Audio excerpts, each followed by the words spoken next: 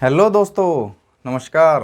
दोस्तों, वो कहते हैं ना, सीढ़ियाँ उन्हें मुबारक हों जिन्हें छत तक जाना है। सीढ़ियाँ उन्हें मुबारक हों जिन्हें छत तक जाना है। मेरी मंजिल तो आसमान है, मुझे रास्ता खुद बनाना है। तो नमस्कार दोस्तों, स्वागत है आप सभी का एक बार फिर आपके अपने YouTube चैनल ज्ञान वृद्धि पर। और दोस्तों, आइए उसी तन्मयता उसी तत्परता के साथ एक नई कड़ी में एक नए ज़िले के साथ आरंभ करते हैं हरियाणा जीके को। और आज का जो ज़िला है बड़ा ही इंटरेस्टिंग ज़िला है। आज का ज़िला है हमारे पास पलवल। पलवल ज़िले से आने वाले जितने भी इम्पोर्टेंट क्वेश्चंस हैं जो आज तक एचएसएससी ने पूछे हैं या जिनको एचएसएससी पूछने जा रहा है, उन सभी क्वेश्चंस के बारे में हम बात करेंगे दोस्तों आज की इस वीडियो के अंदर। जो साथी नए हैं वो चैनल को सब्सक्राइब कर लें, नोटिफिकेशन बेल को प्रेस कर लें ताकि आने वाली वीडियोज़ का वह बेनिफिट उठा सके। और जो पुरानी वीडियोज हमारी उनका लिंक आपको डिस्क्रिप्शन बॉक्स में जिले वार आपको मिल जाएगा। साथ के साथ में चैनल की प्लेलिस्ट के अंदर जाके आप लोग उनका बेनिफिट उठा सकते हो। आइए तो शुरू करते हैं। आज का जिला है जो पलवल। पलवल जिला, सबसे पहले तो दोस्तों हम बात करते हैं किस चीज़ की, फॉर्मेशन की, यानी कि ये जिला कब बना। तो पलवल जो जिला बना है ये हमने अपने जो शॉर्ट ट्रिक बताई हुई है, बेसिक जो वीडियो है हरियाणा की 15 अगस्त 2008 को, यानी कि 15 अगस्त 2008 को पलवल हरियाणा में कौन से ज़िले के रूप में, 21वें ज़िले के रूप में अस्तित्व में आया। तो सबसे पहले ये अगर बात आ जाती है कि पलवल ज़िले के रूप में कब अस्तित्व में आया, तो 15 अगस्त 2008 को। कौन से ज़िले के रूप में, 21वें ज़िले के रूप में। और कहाँ से अलग होकर, तो ये कहाँ से, फरीदाबाद से अलग होकर जिला बना। कहाँ से अलग होकर, फरीदाबाद से। और फरीदाबाद जैसे कि हमने बताया था कहाँ से, गुरुग्राम से अलग होकर जिला बना था। अब इसी के साथ में हम जो बात करते हैं वो बात करते हैं कोई भी डिस्ट्रिक्ट उसका जो होता है उसका प्राचीन नाम। कोई भी डिस्ट्रिक्ट का प्राचीन नाम, तो प्राचीन नाम जो पलवल था उसका था अपलवा। पलवल का अपलवा नाम से किस नगर को जाना जाता था, प्राचीन समय में अपलवा नाम से किस नगर को जाना जाता था। तो इस प्रकार एक क्वेश्चन बनता है दोस्तों। तो अपलवा नाम से किसको, पलवल को जाना जाता था। ठीक है, क्यों जाना जाता था, हिस्ट्री अगर कनेक्ट होगी तो ज़्यादा अच्छे से हम याद कर लेंगे। सबसे पहले हम क्या करेंगे, क्यों, पलम्बासुर राक्षस की राजधानी थी ये। उस प्राचीन समय में पलम्बासुर राक्षस की राजधानी होने के कारण इसको किस नाम से जाना जाता था, अपलवा के नाम से इसको जाना जाता था। तो पलम्बासुर राक्षस की राजधानी होने के कारण पलवल को अपलवा के नाम से प्राचीन समय के अंदर जाना जाता था। और इसका जो अगर अन्य नाम की बात कर लेते हैं तो अन्य नाम कॉटन सिटी। हरियाणा में कॉटन सिटी के नाम से किस नगर को जाना जाता है। तो कॉटन सिटी के नाम से किसको जाना जाता है दोस्तों, पलवल को। पलवल को कॉटन सिटी के नाम से भी जाना जाता है। क्यों जाना जाता है कि कॉटन का जो काफ़ी व्यापार है इस क्षेत्र के अंदर पलवल में किया जाता है, तो इसलिए हरियाणा में कॉटन सिटी के नाम से पलवल को जाना जाता है दोस्तों। इसलिए कॉटन सिटी भी आप लोगों को ध्यान रखना है, किसको बोलते हैं, पलवल को। लेकिन अगर क्वेश्चन आ जाता है कि हरियाणा में सबसे ज़्यादा कॉटन का उत्पादन, हरियाणा में सबसे ज़्यादा कॉटन का उत्पादन जो होता है कपास का, वो कहाँ होता है, सिरसा के अंदर। कहाँ पर होता है दोस्तों, सिरसा के अंदर। तो ये कंफ्यूज नहीं होना है कि कॉटन सिटी के नाम से पलवल को जाना जाता है तो कॉटन भी, कपास भी यहीं होता है। तो वो कहाँ होता है, सिरसा के अंदर। यहाँ पे व्यापार बहुत ज़्यादा होता है, ये व्यापारी केंद्र है यहाँ पर पलवल एक। ठीक है, उसके बाद हम जो बात करते हैं यहाँ की बात करते हैं तहसील्स के बारे में। ठीक है, तहसील हैं, 3 तहसील हैं। सबसे पहले पलवल, नंबर 2 है दोस्तों होडल, और 3rd है हमारे पास हथीन। ठीक है दोस्तों, तो ये तीनों तहसील हैं। इसमें से नाम लेके पूछ सकता है कि होडल तहसील किस जिले से संबंधित है। ठीक है, हथीन तहसील किस जिले से संबंधित है। तो इस प्रकार पलवल की जो तहसील है वो भी हमको पता होनी चाहिए। इसी के साथ में हम यहाँ पर बात करते हैं टूरिस्ट कॉम्प्लेक्स की। किसकी दोस्तों, टूरिस्ट कॉम्प्लेक्स। तो हम सभी को पता है जो टूरिस्ट कॉम्प्लेक्स है वो कौन डेवलप करता है, Haryana tourism department. Haryana tourism department. तो हरियाणा ही एकमात्र ऐसा राज्य है, वह कौन सा राज्य है जिसके अंदर सभी टूरिस्ट कॉम्प्लेक्स के नाम पर्यटन स्थलों के नाम पक्षियों के नाम पर यानी कि बर्ड्स के नाम पर रखे गए हैं, तो वो है हरियाणा। तो यहाँ पर जो टूरिस्ट कॉम्प्लेक्स है पलवल के अंदर वो है डबचिक। डबचिक टूरिस्ट कॉम्प्लेक्स किस जिले में स्थित है? इस प्रकार भी क्वेश्चन बन सकता है। डबचिक टूरिस्ट कॉम्प्लेक्स कहाँ पर स्थित है? डबचिक टूरिस्ट कॉम्प्लेक्स है दोस्तों वो पलवल जिले के अंदर स्थित है। तो टूरिज्म को बढ़ावा देने के लिए जो हरियाणा टूरिज्म डिपार्टमेंट है इसने हर जिले के अंदर टूरिस्ट कॉम्प्लेक्स अपने खोले हुए हैं। तो जब भी हम किसी भी जिले की बात करते हैं तो वहाँ पर टूरिस्ट कॉम्प्लेक्स की हम बात जरूर करते हैं, तो इसका भी नाम हमको जरूर पता होना चाहिए। नेक्स्ट इंपॉर्टेंट फैक्ट हम बात कर लेते हैं। यहाँ पर इंपॉर्टेंट फैक्ट है यमुना नदी। कौन सी दोस्तों? यमुना नदी। तो यमुना नदी यानी कि पलवल के हसनपुर गांव से हरियाणा से बाहर निकल जाती है। हरियाणा से बाहर निकल जाती है। तो जो यमुना नदी है वो कहाँ से हरियाणा से बाहर निकलती है? तो लास्ट जो पॉइंट है यमुना नदी का हरियाणा के अंदर वो है हसनपुर। हसनपुर गांव से जो यमुना नदी है वो हरियाणा से बाहर निकल जाती है। यमुना नदी से क्वेश्चन बन जाते हैं। ये क्वेश्चन आता है कि हरियाणा की पूर्वी सीमा को कौन सी नदी निर्धारित करती है? तो हरियाणा की पूर्वी सीमा को यमुना नदी निर्धारित करती है। कौन सी नदी हरियाणा और उत्तर प्रदेश के बीच में आती है? तो यमुना नदी हरियाणा और उत्तर प्रदेश के बीच में आती है। और इसी प्रकार ये एग्जिट हसनपुर से होती है। तो इसकी जो एंट्री कहाँ से होती है? एंट्री कलेसर से। ये भी आप लोगों को पता है, ठीक है। एंट्री कहाँ से होती है? कलेसर से। तो ये डिफरेंट जो डाटा था स्टार्टिंग में हमने पलवल का जो हमारे पास जो फॉर्मेशन हुई कब हुई दोस्तों? 15 अगस्त 2008 को 21वें जिले के रूप में फरीदाबाद से अलग होकर पलवल बना। प्राचीन समय में पलवल को अपलवा के नाम से जाना जाता था। अपलवा एक पलम्बासुर नामक राक्षस की राजधानी के कारण इसका नाम अपलवा पड़ा। इसका जो दूसरा नाम अन्य नाम कॉटन सिटी के नाम से भी पलवल को जाना जाता है, क्योंकि कॉटन का यहाँ बहुत ज़्यादा व्यापार होता है। लेकिन अगर बात आ जाती है कि सबसे ज़्यादा जो कॉटन का उत्पादन होता है वो कहाँ पर होता है, तो वो सिरसा के अंदर उत्पादन होता है। तहसीलों की अगर हम बात करते हैं तो पलवल, होडल और हथीन ये 3 तहसीलें हैं यहाँ पर इनसे संबंधित। और जो टूरिस्ट कॉम्प्लेक्स है वो है डबचिक, यानी कि डबचिक टूरिस्ट कॉम्प्लेक्स किस जिले के अंदर स्थित है? तो पलवल जिले के अंदर स्थित है। यमुना नदी की अगर बात करते हैं तो पलवल के हसनपुर गांव से यमुना नदी हरियाणा से बाहर निकल जाती है। और जो इसकी एंट्री होती है हरियाणा के अंदर वो कलेसर नामक स्थान से दोस्तों एंट्री होती है। नेक्स्ट हम बात करते हैं दोस्तों एक बड़े ही इंपॉर्टेंट फैक्ट की। इस डिस्ट्रिक्ट से जिसके आने की संभावनाएं बहुत ज़्यादा होती हैं। गांधी जी के बारे में। गांधी जी की भारत में पहली बार राजनीतिक गिरफ्तारी हुई थी वो कहाँ से हुई थी? गांधी जी की पहली बार भारत में राजनीतिक गिरफ्तारी वो कहाँ से हुई थी? वो हुई थी पलवल से। कहाँ से हुई थी दोस्तों?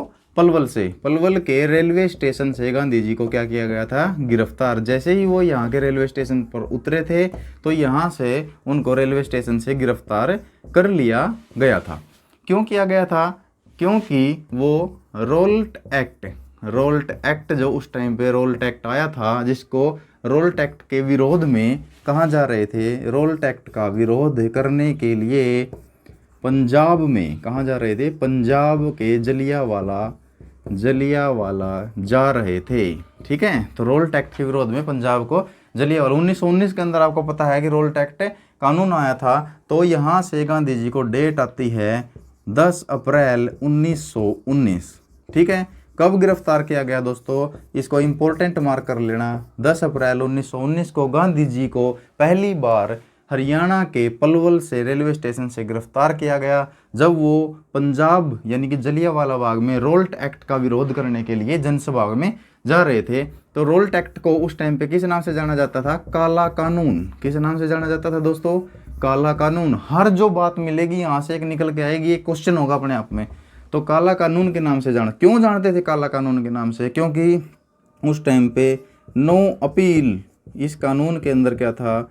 नो अपील, नो वकील, और नो दलील, यानी कि इसके अंदर ना तो कोई अपनी दलील दे सकता था, ना ही अपना कोई वकील कर सकता था, और ना ही कोई अपनी अपील लगा सकता था। तो इसलिए इसको ये नाम दिया गया काला कानून। केवल अंग्रेज सरकार शक के बिना पर किसी भी व्यक्ति को गिरफ्तार करके बगैर मुकदमा चलाए जेल के अंदर डाल देती थी। तो इस एक्ट का विरोध हुआ था, आपको पता है जलियांवाला कांड हुआ था, और उसी का समर्थन करने 10 अप्रैल 1919 को यहाँ से वो जलियांवाला बाग पंजाब में जा रहे थे, तो जिसके कारण गांधी जी को गिरफ्तार किया गया था। तो ये एक इम्पोर्टेंट क्वेश्चन बनता है यहाँ से दोस्तों, ठीक है।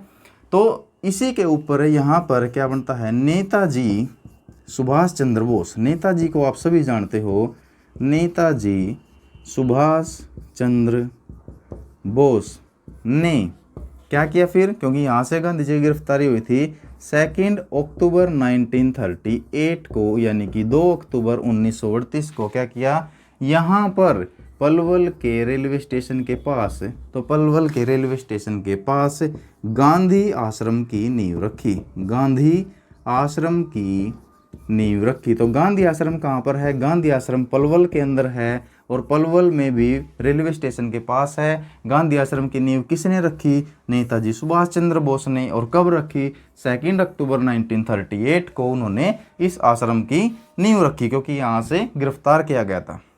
अब सुभाष चंद्र बोस जी की बात हुई, तो सुभाष चंद्र बोस जी को नेताजी की उपाधि किसने दी, सुभाष चंद्र, यहाँ से इंटरकनेक्टेड करो क्वेश्चंस को। नेताजी की उपाधि किसने दी, हिटलर, जर्मन का जो शासक था, तानाशाह था, हिटलर ने पहली बार सुभाष चंद्र बोस जी को नेताजी कहकर संबोधित किया था। और नेताजी की उपाधि देने वाले सुभाष चंद्र बोस को कौन थे, हिटलर थे। और यहीं से महात्मा गांधी जी का भी जिक्र होता है और सुभाष चंद्र बोस का भी जिक्र हुआ है। तो इसीलिए महात्मा गांधी जी को पहली बार राष्ट्रपिता की उपाधि किसने दी, राष्ट्रपिता की उपाधि महात्मा गांधी जी को सुभाष चंद्र बोस ने दी थी। सुभाष चंद्र बोस जी ने, नेताजी ने गांधी जी को राष्ट्रपिता की उपाधि दी थी, और इन्होंने इनको संबोधित किया था राष्ट्रपिता कहकर। तो ये कई क्वेश्चन बनते हैं दोस्तों। ये पूरा अपने आप में एक बड़ा ही इंपॉर्टेंट जो पैरा मैंने आपको बताया है, ये इंपॉर्टेंट पैरा है पलवल के रिगार्डिंग, ठीक है। तो गांधी जी की जो गिरफ्तारी हुई थी वहाँ से लेकर और यहाँ तक जो मैंने उपाधियों का जिक्र किया, ये एक इम्पोर्टेंट बनता है यहाँ पर, ठीक है। उसके बाद इसको आप नोटिस रखना ध्यान में, ठीक है। उसके बाद यहाँ पर एक यूनिवर्सिटी खुली है, ठीक है। कौन सी, विश्वकर्मा कौशल विकास विश्वविद्यालय, विश्वकर्मा कौशल विकास विश्वविद्यालय कहाँ पर खुला है, ये यूनिवर्सिटी कहाँ खुली है, अगर इसको इंग्लिश में बोल लें तो विश्वकर्मा स्किल डेवलपमेंट यूनिवर्सिटी है। विश्वकर्मा स्किल डेवलपमेंट यूनिवर्सिटी कहाँ ओपन हुई है, ये पलवल के दुधौला गांव के अंदर, पलवल के दुधौला गांव में ये Vishwakarma skill development university open हुई है। और कब, 13 जनवरी 2019 को इसका इनॉग्रेशन किया गया, यानी कि इसको ओपन किया गया। और किसके कर कमलों द्वारा, माननीय मुख्यमंत्री श्री मनोहर लाल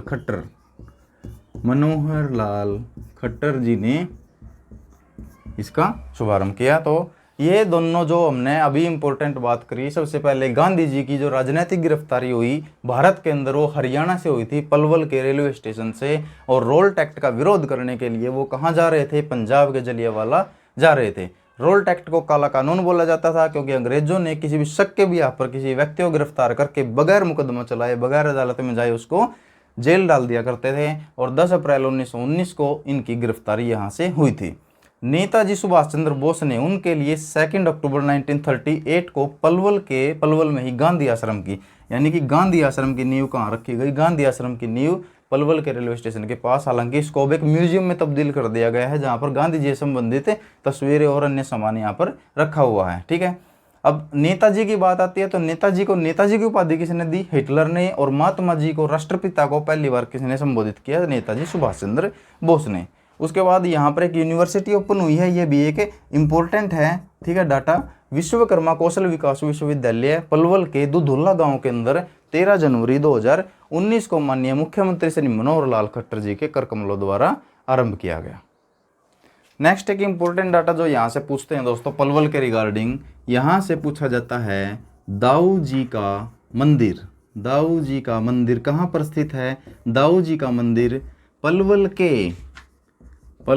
के बंचारी गांव में, पलवल के बंचारी गांव में स्थित है। ठीक है, तो यहाँ पर जो दाऊ जी का मंदिर है वो स्थित है। क्यों स्थित है? आप दाऊ जी को जानते हो। दाऊ जी की ने बोला जाता था बलराम जी को। किसमें बोला जाता था? बलराम जी को, जो श्री कृष्ण के बड़े भाई थे। श्री कृष्ण जी के अग्रज थे, बड़े भाई थे, तो उनको दाऊ जी के नाम से बोला जाता था। तो दाऊ जी का मंदिर कहाँ बना हुआ है, ये क्वेश्चन बनता है, कई बार पूछा भी जा चुका है। सारे इंपॉर्टेंट फैक्ट हम यूज कर रहे हैं। दाऊ जी का मंदिर कहाँ पर है? पलवल के किस गांव में? बंचारी गांव के अंदर स्थित है। तो यहाँ पर उनका जो मेला भी लगता है, दाऊ जी का मेला। दाऊ जी का मेला अगर पूछ लिया जाए कहाँ लगता है, तो ये भी दोस्तों कहाँ लगता है? पलवल के बंचारी गांव में ही दाऊ जी का मेला भी लगता है। अब क्यों लगता है, तो इसके बारे में भी बात कर लेते हैं। हमने जो स्टार्टिंग में ही पढ़ा था पलम्बासुर, किस राक्षस के बारे में पढ़ा था? पलम्बासुर, जिसकी वजह से ही, जिसकी राजधानी पलवा थी, उसी के नाम पर इसका पलवल का नाम पलवा पड़ा था। पलम्बासुर राक्षस की राजधानी के कारण ही तो पलम्बासुर राक्षस को जो मृत्यु की थी वो किन्होंने की थी? दाऊ जी ने इनको मार गिराया था, इस राक्षस को, पलम्बासुर राक्षस को, जिसके कारण दाऊ जी का मंदिर पलवल के कहाँ पर है? बंचारी गांव के अंदर स्थित है। ठीक है दोस्तों, तो अगर दाऊ जी का मंदिर की बात आ जाती है तो वो यहाँ पर है। उसके बाद है पंचवटी मंदिर। कौन सा मंदिर है दोस्तों? पंचवटी मंदिर। तो ये बड़ा ही इंपॉर्टेंट है, ये बड़ा पूछा जाता है पंचवटी मंदिर भी। तो पंचवटी मंदिर कहाँ पर स्थित है? सबसे पहले तो ये पलवल के अंदर, ठीक है, होडल में पंचवटी मंदिर स्थित है। अब उसी के बाद हम बात कर लेते हैं क्यों यहाँ पर जो महाभारत काल के अंदर आपने जो सुना होगा कि पांडवों को अज्ञातवास हुआ था। ठीक है, पांडवों को जो अज्ञातवास हुआ था, तो अज्ञातवास के दौरान पांडव यहाँ पर रहे थे। अज्ञातवास के दौरान पांडवों ने यहाँ रुके थे। ठीक है, तो पंचवटी मंदिर किन से संबंधित है? पांडवों से संबंधित है। और यहाँ पर क्या है? हनुमान जी की बड़ी प्रतिमा स्थापित है। बड़ी प्रतिमा यहाँ पर स्थापित है दोस्तों। तो पंचवटी मंदिर के अंदर हनुमान जी की एक बड़ी प्रतिमा स्थापित है। पांडवों का संबंध है, अज्ञातवास के दौरान पंचवटी मंदिर के अंदर यहीं थे। यहाँ पर और क्या है? एक पुराना तालाब है। क्या है दोस्तों? एक पुराना तालाब है, जिसको किस नाम से जाना जाता है? द्रौपदी घाट। द्रौपदी घाट के नाम से भी इसको जाना जाता है। तो अगर क्वेश्चन बन जाता है कि द्रौपदी घाट के नाम, द्रौपदी घाट कहाँ पर है, तो द्रौपदी घाट भी पलवल के अंदर ही स्थित है। तो पंचवटी मंदिर से हमने ये सारी बातें की। उसी के बाद अगर आ जाता है, पूछ लिया जाता है कि पांडव वन या फिर पांडव मंदिर, या पूछ लिया जाए कि पांडव गुफा, ठीक है, तो ये सारी कहाँ पर हैं? ये पलवल से ही संबंधित हैं दोस्तों, क्योंकि पांडवों ने अज्ञातवास के दौरान यहाँ पर अपना समय व्यतीत किया था। तो ये सारी जो घटनाएं हैं, ये पंचवटी मंदिर, ये फिर द्रौपदी घाट, पांडव वन, पांडव मंदिर, ये पांडव गुफा, ये पलवल से संबंधित है। तो इस चीज़ का आप लोगों को विशेष ध्यान रखना है। और पांडवों के अज्ञातवास से संबंधित ये चीज़ें हैं। ठीक है दोस्तों, नेक्स्ट हम बात कर लेते हैं यहाँ पर किशोरी बाई महल। किशोरी बाई महल या 12 खंबा छतरी। किशोरी बाई महल या 12 खंबा छतरी कहाँ पर स्थित है? तो ये भी कहाँ पर है दोस्तों? पलवल के अंदर ही स्थित है। पलवल के अंदर स्थित है। तो ये किससे संबंधित है? रानी किशोरी बाई, ठीक है, रानी किशोरी देवी, महारानी है ये, महारानी किशोरी देवी से संबंधित हैं। तो महारानी किशोरी देवी कौन थी? ये भरतपुर के राजा सूरजमल की पत्नी थी। भरतपुर के राजा सूरजमल की पत्नी थी। तो भरतपुर के राजा सूरजमल ने ही किशोरी बाई महल या 12 खंबा छतरी का निर्माण पलवल के अंदर करवाया था अपनी महारानी किशोरी देवी के लिए। ठीक है, तो ये इंपॉर्टेंट डाटा, ये बिल्कुल ध्यान रखने योग्य है। दाऊ जी का मंदिर कहाँ पर है? पलवल के बंचारी गांव के अंदर है। श्री कृष्ण जी के बड़े भाई थे दाऊ जी, बलराम जी का ही दूसरा नाम था। दाऊ जी का मेला भी उन्हीं की याद में लगता है। पलम्बासुर राक्षस का वध किया था उन्होंने, जिसके कारण उनका मंदिर यहाँ पर बना। पंचवटी मंदिर ये पांडवों से संबंधित है। पांडवों ने अज्ञातवास के दौरान यहाँ पर अपना समय व्यतीत किया था। हनुमान जी की बड़ी प्रतिमा है। द्रौपदी घाट यहाँ पर है। पांडव वन पांडव मंदिर या पांडव गुफा अगर पूछ लिया जाता है तो वो भी पलवल के अंदर ही है। किशोरी बाई महल या 12 खंबा छतरी का अगर जिक्र हो जाता है दोस्तों, तो ये महारानी किशोरी देवी से संबंधित है, जो भरतपुर के राजा सूरजमल की पत्नी थी और उनकी याद में ही उसका निर्माण करवाया गया था। नेक्स्ट इंपॉर्टेंट डाटा की बात करते हैं। ये भी बड़ा इंपॉर्टेंट डाटा है और संबंधित है लाला राय बहादुर मुरलीधर से। लाला राय बहादुर मुरलीधर बड़ा ही प्रचलित नाम है, जिसको आप लोगों ने कई बार सुना होगा। तो लाला राय बहादुर मुरलीधर क्या है? ये हरियाणा के प्रथम जेल सत्याग्रही, जेल में रहकर सत्याग्रह करने वाले हरियाणा के प्रथम जेल सत्याग्रही कौन है? लाला राय बहादुर मुरलीधर। और इनका संबंध कहाँ से है? ये पलवल से संबंधित हैं। इनका संबंध कहाँ से है? ये पलवल से संबंधित है दोस्तों। और ये इंपॉर्टेंट क्यों है? लेकिन अगर बात आ जाती है कि कर्म भूमि की, लाला राय बहादुर मुरलीधर की कर्म भूमि कौन सी है? कर्म भूमि है इनकी अम्बाला। कर्म भूमि है इनकी कौन सी? अम्बाला। अम्बाला अब कर्म भूमि क्यों है? क्योंकि यहाँ पर इन्होंने हरियाणा में कांग्रेस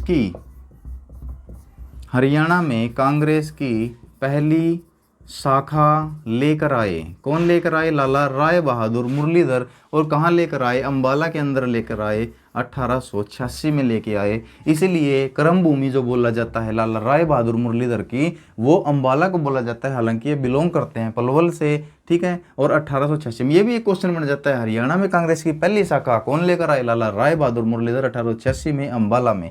ठीक है, अगर यहाँ से हमने बात कर ली तो हम दूसरी भी बात कर लेते हैं। हरियाणा में कांग्रेस की जो सेकंड ब्रांच है, यानी कि सेकंड शाखा, दूसरी शाखा की हम बात करते हैं, तो दूसरी शाखा कौन लेकर आए थे? हिसार के अंदर लाला लाजपत